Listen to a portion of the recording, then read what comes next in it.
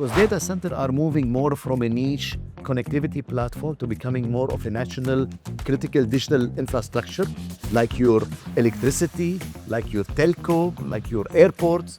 Kamel, thank you so much for being here with us. We're here in Abu Dhabi. You've been with Equinix for a while, and I must say that there's a lot of excitement around data centers and digital infrastructure.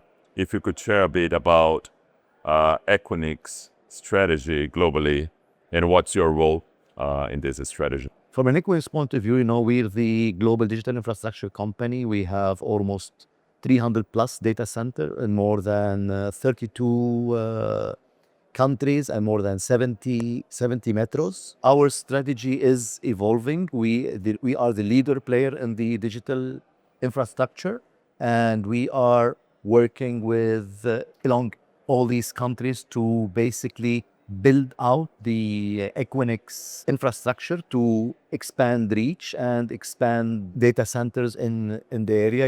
I don't know if you know, but 97% of global internet traffic goes through the Equinix. Through Equinix, interesting. Data centers. So we are like the custodians of the internet. And now, as you see, the more AI workload becoming more and more important to the economy and to the digital world, we are playing a key role in being the ecosystem of AI inferencing, and we would like to be the platform where AI inferencing lives and evolves. Could you tell us a little bit about what you think would be the main challenges for a player who is either in real estate or infrastructure that would be considering jumping to data center investments as well? We've seen across the past few years a big evolution in the digital infrastructure space and data center space. So a few years back, a 5-10 megawatt data center was like considered a big data center. Now we're talking 100 megawatt, 200 megawatt, and some people are talking of gigawatts.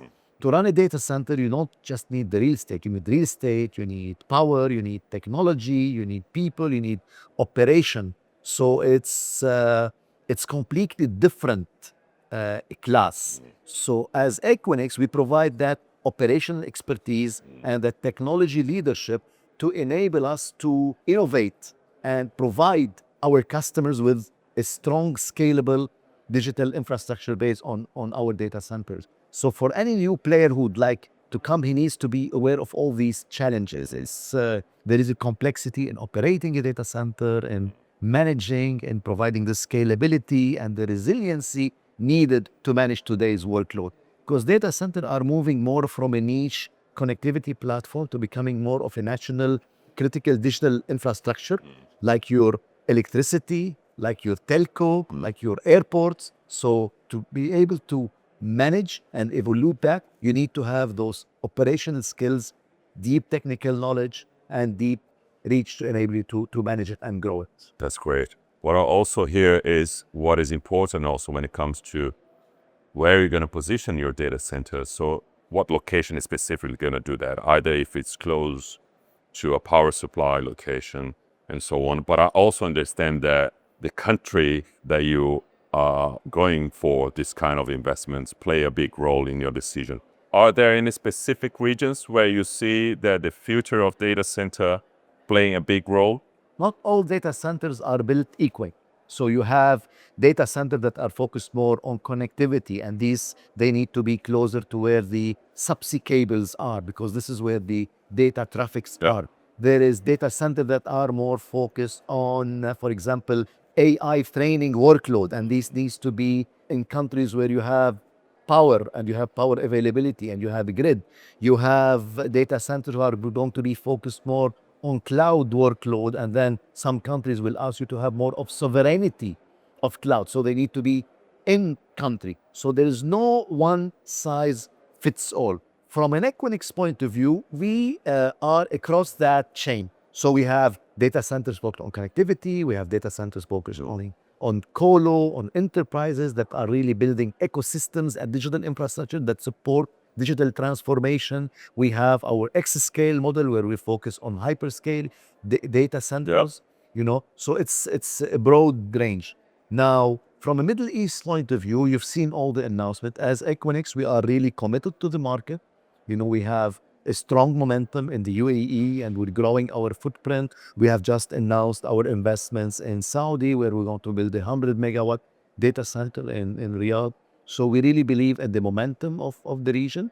And this is really made possible by the vision of the leadership in the GCC countries, because they are very much prioritizing digital transformation. They are prioritizing AI, and they want and putting regulations and facilities to us as operators to enable us to provide these digital services, grow it, and succeed.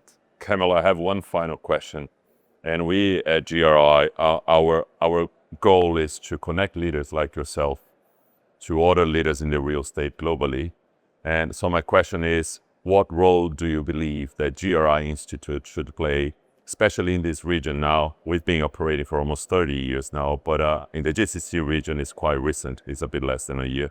So how do you see, what role do you see GRI Institute playing in this region? I think the main role of GRI and this platform is to bring global leaders from all across the world to come to this region and interchange ideas and have discussions on how to promote investments within the region. So I think GRI can play a great role in being a platform of discussion.